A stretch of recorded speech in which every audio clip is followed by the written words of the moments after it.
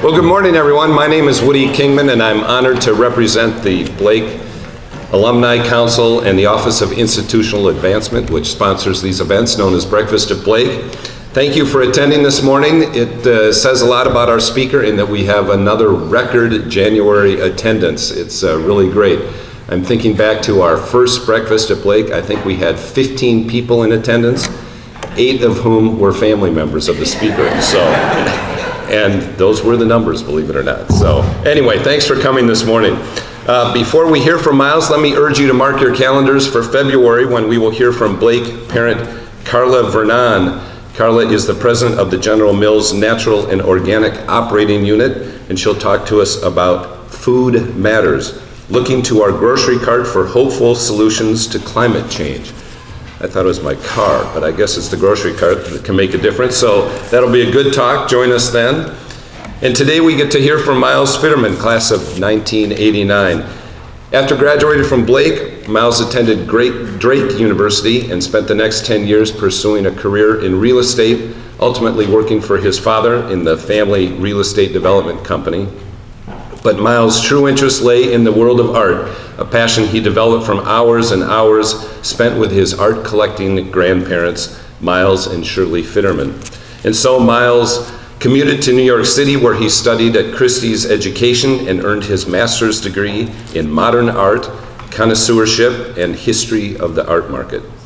So upon graduating in 2005, Miles settled back in Minneapolis, where he opened his appraisal and consulting business, Apprize Art.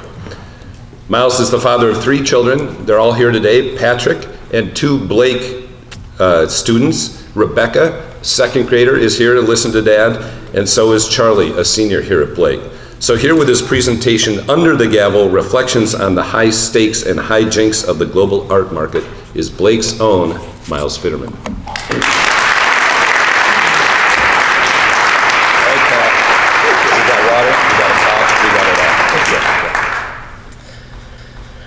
Thank you, Woody. Good morning, everyone. Good morning. We live in interesting times, don't we? Of course, I'm not talking about politics or social movements, the economy, or the government shutdown.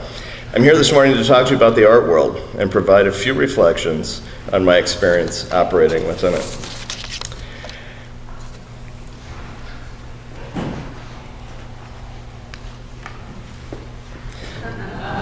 And perhaps the most shocking art world event of the past 2 years took place on October 10th in London at Sotheby's Post-War and Contemporary Art Evening Sale. The artist, in a well-choreographed and well-documented stunt dating back to 2006, the year of the painting's creation, built a shredder into a frame that housed the original work of art, so that in the event the original owner ever attempted to resell the painting, he could destroy it by remote control. Gasps could be heard from the audience as the final lot of the evening, a Banksy girl with balloon painting that had just successfully hammered for a little more than £1 million British pounds, and that's with fees, began to self-destruct. And this is fascinating on many levels, not the least of which is the fact that the buyer actually completed the sale. And then the artist renamed the work, Love is in the Bin, and now it's a work from 2018. As to Sotheby's involvement in the prank, Alec Branzik, the auction house's head of contemporary art in Europe, said to the art newspaper, "Were we in on it? Absolutely not. Do you really think Banksy, who spent his youth stenciling walls in Bristol and dodging the local authorities, would want to collaborate with the art establishment? Come on, you should all know better." He went on to add that the work is the first in history to have been created live during an auction. High stakes or hijinks? Both. Either way, the unidentified European collector appeared to be pleased with the addition to her collection. And in a statement printed in the same art newspaper article, she said she was at first shocked when the work was shredded, but gradually realized that I would end up with a piece of art history. As a footnote, the painting's already getting its first museum show. And according to ArtNet News, the artwork will go on view for 1 month from February 5th through March 3rd of this year, 2019, at the publishing magnate Frieder Bürger's eponymous museum in Germany. The second most notable art market moment of the past 2 years occurred at Christie's in New York on November 15th of 2017, when a painting by Leonardo da Vinci hammered at $400 million during Christie's post-war and contemporary art evening sale. I'm going to repeat myself. A painting by Leonardo da Vinci, dated circa the year 1500 AD, sold at Christie's post-war and contemporary art auction. Post-war, that means post-1945. Post-war and contemporary art sale for $400 million. A statement released by the auction house immediately after the sale proclaimed, and this is long, but I'm going to read it to you because it's well worth every minute of it.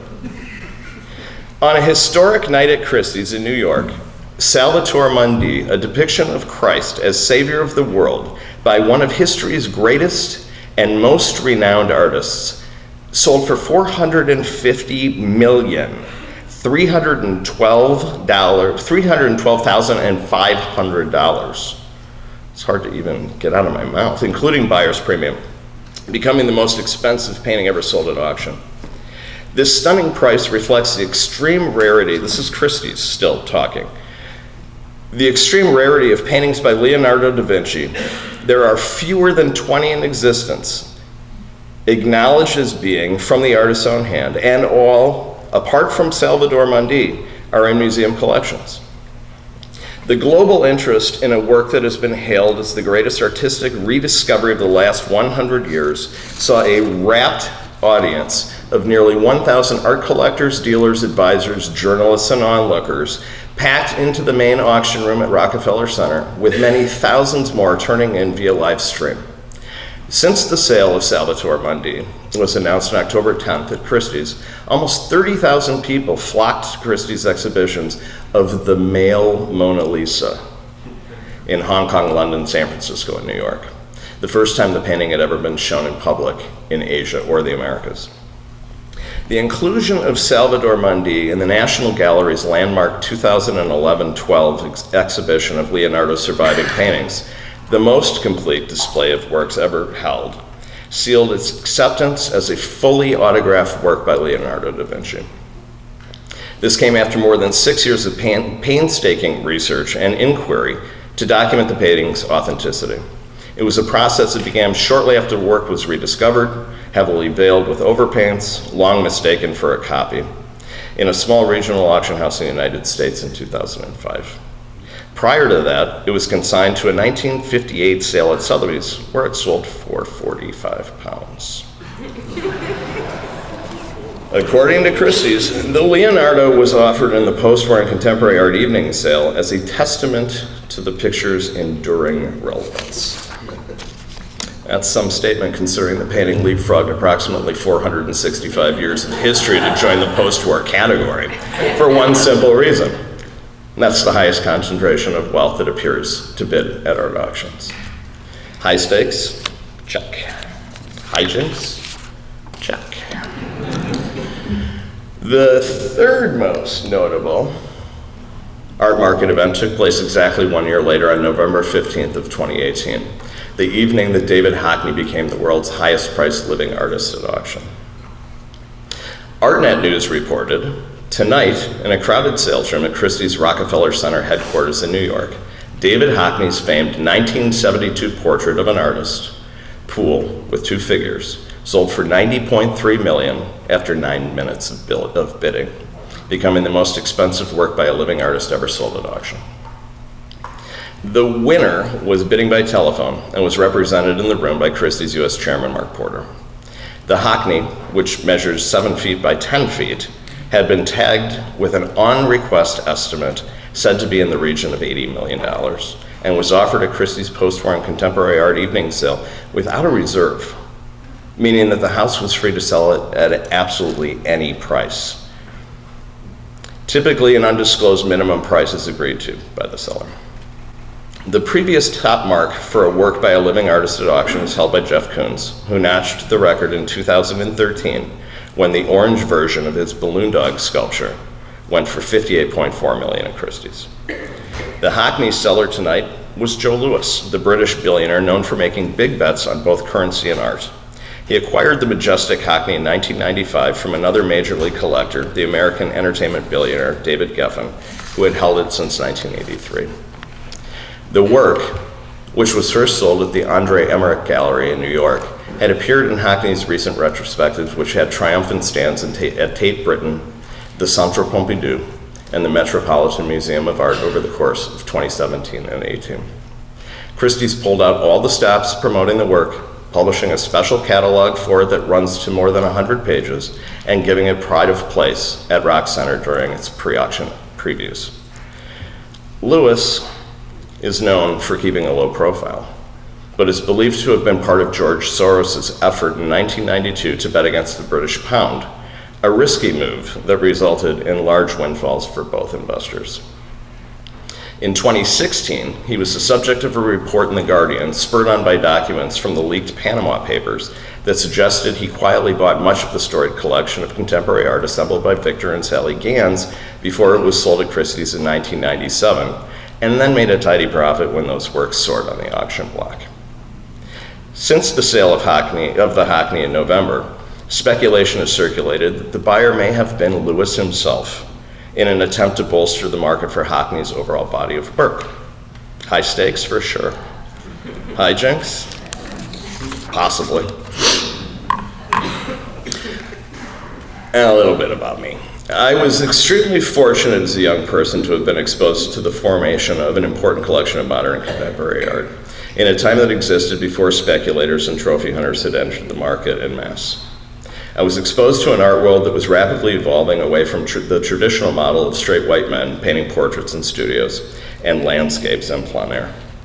I narrowly missed the transformational move away from what the celebrated art critic Clement Greenberg referred to as the flattening of the picture plane, as he championed abstract expressionists, the likes of Jackson Pollock and Mark Rothko, and was instead born at a time when the pop art movement was at its peak. As a child, I possessed a tremendous curiosity about the art and the people that seemed to constantly flow in and out of my grandparents' home not far from here, just off Cedar Lake in St. Louis Park.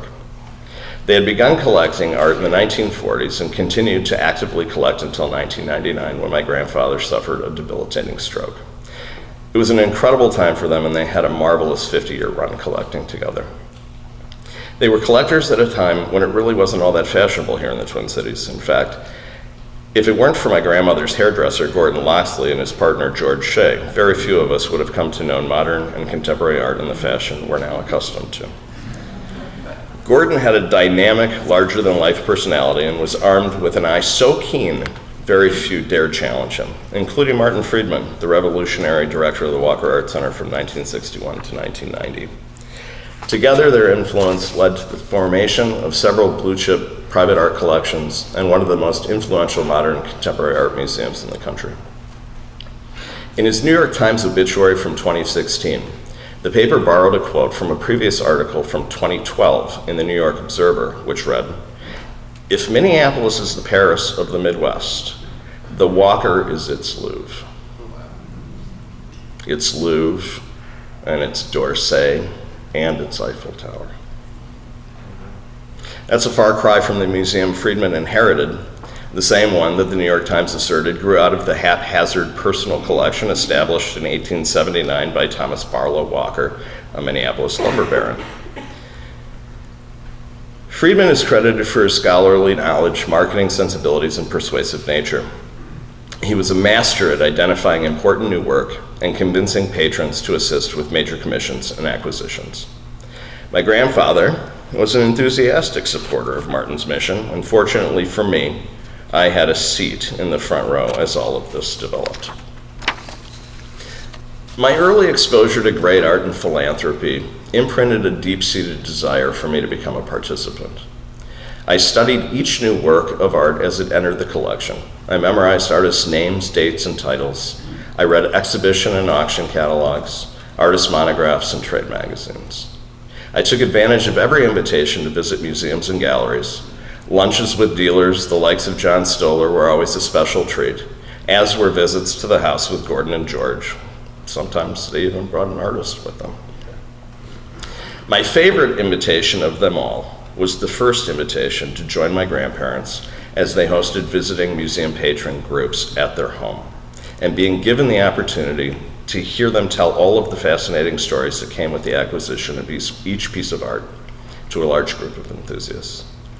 By the time I was 15 years old, I was hosting these tours myself, as my grandparents were often away for extended periods of time. I learned all the stories by watching them so very carefully, and I dare say I loved each work of art as much as they did. When my grandfather fell ill in 1999, I took over the general management of the collection. I helped arrange museum loans for important exhibitions, oversaw the crating and freight of each work as it left the home, and received them for reinstallation when they returned. I assisted various artist foundations with the inspection and documentation of important works for inclusion in the artist monographs for scholarship purposes, and I worked with forensic scientists and art conservators to resolve insurance claims and restore damaged work to its original condition. I did all of that for free. I did it for the privilege of being afforded the opportunity to do it. I was adding value to the collection, and I wasn't seeking compensation. What I did receive in return, beyond the joy of contributing to something that I hoped would become my life's work, was a practical education.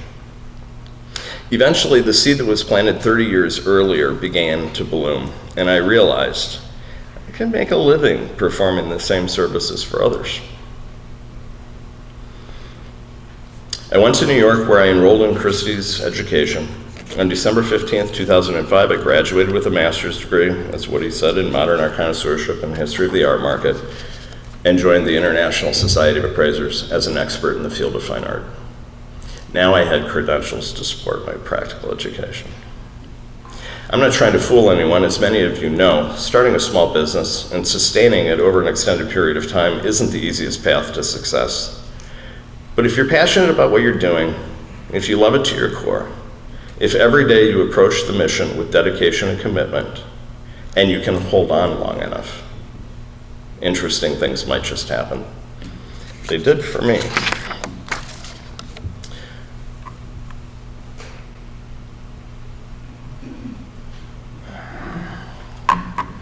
The first time I knew I was officially in the game at the highest level came at a time when I had begun doubting my relatively new career path.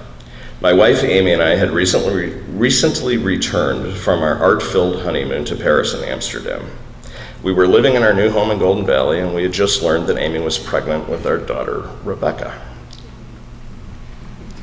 It was a Thursday afternoon in November of 2010, and my cell phone rang during the evening news. I really do watch the evening news.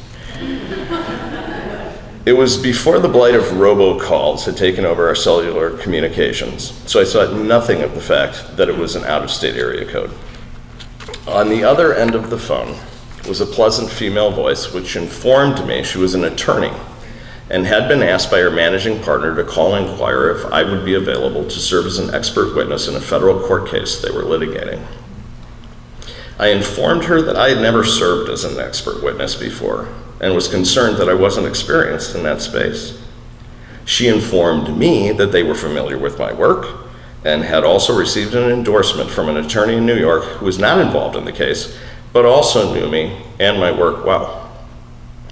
The case was brought by an aspiring art collector in Los Angeles, who upon purchasing 2 works of art from a Louis Vuitton boutique within a Takashi Murakami retrospective, copyright Murakami, at the Museum of Contemporary Art in Los Angeles, determined he had been harmed when he learned that 2 of the edition canvases he purchased for $6,000 apiece were signed but not numbered, therefore causing them, in his mind, to be less valuable than if they were part of a limited edition series of prints. I accepted the assignment and met her the following Monday outside of Newark, New Jersey to inspect the property that was the subject of the lawsuit. Convinced that they were on the right side of the law, I set about writing my opinion immediately upon my return to Minnesota. I concluded that the editioned canvas are not multiples or any fine art print, photograph, positive or negative, sculpture cast, collage, or similar art object produced in more than one copy. Rather, that each work of art comprised of an original swatch of Takashi Murakami designed canvas, a custom engraved chassis on which the canvas material had been hand stapled and stretched, and once assembled by hand, individually approved and signed by the artist, Takashi Murakami. The swatch and chassis are complete artwork only when assembled, approved by the artist, and signed by the artist. I explained in my opinion that each conceptual work of art accomplishes the artist's mission of blurring the line between commerce and fine art. I supported that opinion by explaining that, much like Andy Warhol did in the 1960s by introducing the concept of screen printing on canvas as painting, Takashi Murakami has in this case combined elements both traditional and non-traditional to establish a new discourse relating to the definition of media and the production of art. A short time after submitting my opinion and with some additional legal briefing, the court dismissed the case. Euphoria. I had helped resolve a burdensome federal lawsuit on behalf of the defendant. Expert witness work is now amongst my favorite assignments.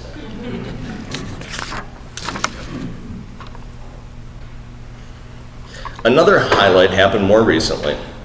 In the spring of 2016, I was referred by a neighbor to an old acquaintance of hers who happened to own a Jean-Michel Basquiat monotype that he wished to part with, as he and his wife had decided to downsize from their manse on Lake Minnetonka to something more reasonably scaled for the two of them to enjoy their retirement. He invited me to the house to inspect the property, and I obliged. The piece was hanging in the entrance to the master suite just off the front entryway. It appeared right to me from previous exposure to work from the same suite of late period monotypes. It was signed twice and dated. I asked him if he had certificates of authenticity from the Basquiat Foundation, and he informed me that he did not. He had bought the work in the mid-90s at Sotheby's with the help of an advisor who never informed him that if he ever wanted to resell the print, a certificate would be required. I told him not to worry, snapped some photos, and was on my way. I thought about the situation for a short while and decided to send the images to a friend at Christie's. She responded that while Christie's was very interested in handling the sale of the Basquiat, the absence of a certificate may hamper interest, and they advised going with a modest pre-sale estimate. My client took that information under advisement and decided to sleep on it for a while. Fast forward to this past summer, I received a text from my client, who's now become a friend, informing me that they've sold their house on the lake and he wanted to sell the print as soon as possible. Sotheby's, having sold the piece previously to my client, accepted the consignment immediately, gave me a handsome pre-sale estimate and inclusion in a highly anticipated curated sale. The result landed within the pre-sale estimate and far exceeded my client's expectations. And I have the satisfaction of knowing that I sold an original work by one of the greatest artists to ever live.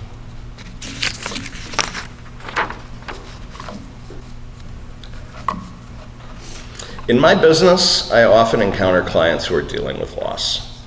The loss of a loved one is the worst. The unwinding of one's financial dealings is always a burden to those who are left behind. In this case, the widow of a doctor who had recently passed visited my office one day last spring. She wanted to talk to me about a work of art that she had found in a drawer in her husband's study. It had been wrapped with care and had been stored in a cool, dark place for many years. She thought it might be valuable and needed to find out if that was indeed the case as she settled her husband's estate and distributed assets to the couple's combined 4 children. This was a second marriage for both of them, and she wanted to avoid any hard feelings amongst the heirs. She told me that she believed it was an original ink and gouache on paper by the celebrated Western master Charles Marion Russell. I inspected the property and informed her that it would be impossible for me to provide an informed conclusion without removing the paper from its frame and inspecting it under a stereo microscope at the Midwest Art Conservation Center, where I serve as a board member. I advised her that if she was correct in her assumption, the work could potentially be worth several hundred thousands of dollars, and if it were determined to be an original work of art on paper by the master, She promised to let me sell it for her if it was. We were in this together, partners trying to solve a mystery. The only risk, I informed her, was there would be some out-of-pocket expense, and if the piece were determined to be a reproduction, its value would be compromised almost entirely. She informed me that she was prepared for either outcome and that she would happily pay the fees to have the artwork examined, and that she was going to pay me my full fee to write an IRS qualified appraisal report either way. She would suffer no contention amongst her children and stepchildren or the IRS. In the end, we went through all the steps necessary to arrive at a definitive conclusion, and much to our disappointment, the piece was in fact nothing more than an inexpensive reproduction. No matter, however, one of the husband's children still wants the piece, and the other 3 kids will receive an extra $33.33 in their distributions. We've had many good laughs since, and I look forward to the next time she calls with an adventure up her sleeve. These are just a few examples of what I get to experience every day. I'm thankful that each day brings a different challenge, and I realize how fortunate I still am to be able to do what I love each and every day, and that I've been able to turn my childhood passion into a sustainable profession.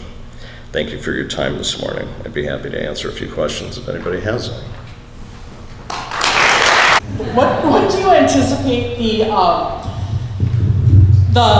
market to focus on in the coming decade? Like, what will, obviously classics will always be classics, but what do you see the market turning to? Right now, the fastest growing and sustained category within the art market is the post-war and contemporary category.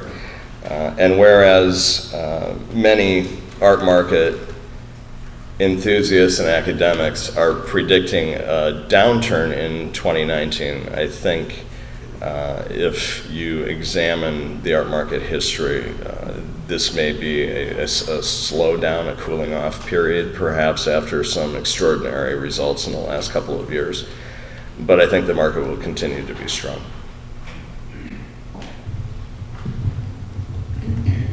I'm so curious about the David Hockney painting that you referenced earlier on. How often is it that a painting of that caliber or that fame would be presented without a reserve price?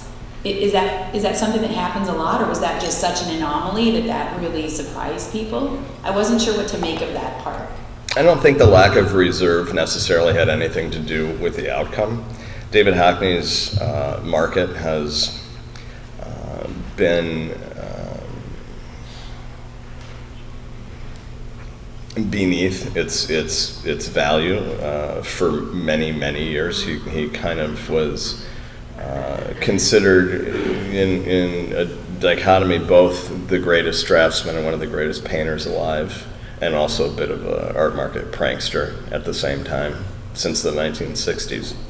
And I think having just shuttered an extraordinary retrospective that was in London, Paris, and New York with tremendous attendance, the market was keen on correcting the Hockney market itself.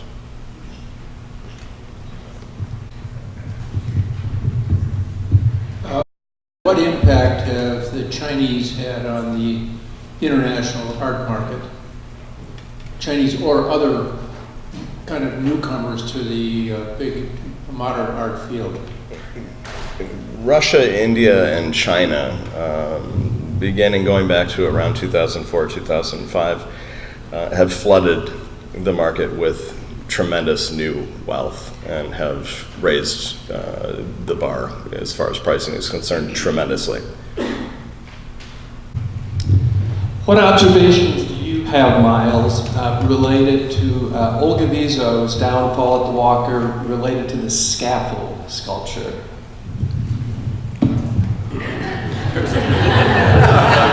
I think Tom rehearsed that one a little bit last night.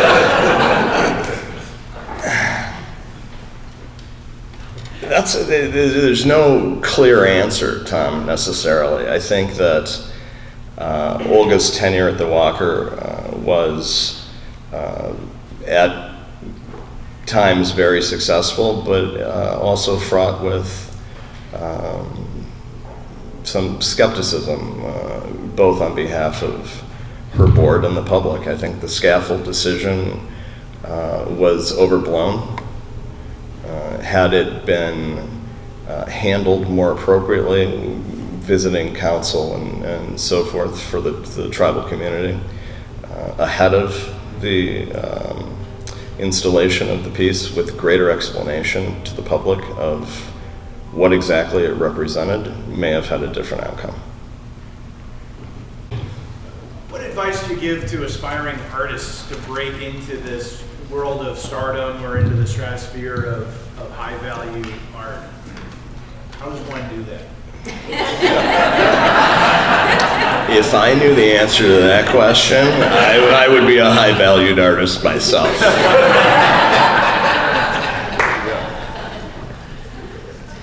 Is that saying you don't know the answer to that question? That's saying that I have a whole lot of my own paintings hanging on my own walls that nobody else wants to buy.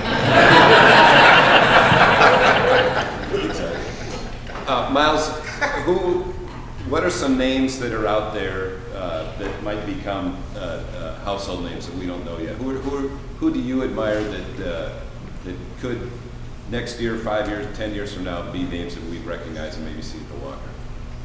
That's a really interesting and difficult question, Woody. I typically don't work with emerging artists because the unknown is a vast and arduous sea of material, people with tremendous desire to reach those heights within the art market. But for an artist to break through and actually create a secondary market, meaning that their work trades publicly at auction, is an incredibly difficult thing to do. I mean, more difficult than the college basketball player becoming an NBA endorsed, Nike endorsed athlete. What about oldest? What's the oldest work of art you've dealt with? In the last couple of years, I did an IRS appraisal of 600 pieces of antiquity that had been lovingly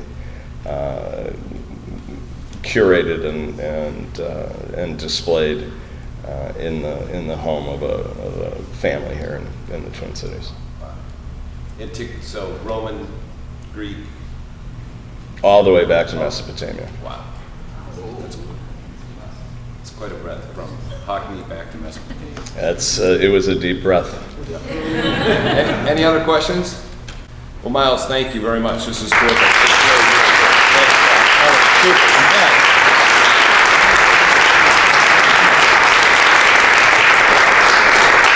Our own work of art for you from Blake School. So thanks very much. Really appreciate it. Yeah, really, really great. So, Miles Fiterman. Makes me think some of you will know this name. I lived in New York City with Steve Polk, who had gone to Blake, and his father, Bo Polk, was an art collector of some sorts, and we went over to his father's apartment in New York to look for some stuff in the basement. I think we were looking for some furniture. And we found 2 prints and hung them on the wall, and they were kind of neat. We had 2 Andy Warhol Chairman Maos in a $400 a month apartment in New York. The insurance on those probably would have been 2 times that, but believe it, with us, they were not insured. Anyway, I hope Bo has them back, so that's all I can say. So art is, there's probably a lot of funny ones that you find in drawers and in basements of apartment buildings. So, ladies and gentlemen, thanks very much for joining us today. Come back in February. We're going to have a really interesting talk. We've got some neat ones lined up for Take March Off, neat ones for April and May as well. So keep your eyes on notes from Blake School and join us in the months to come. Thanks very much.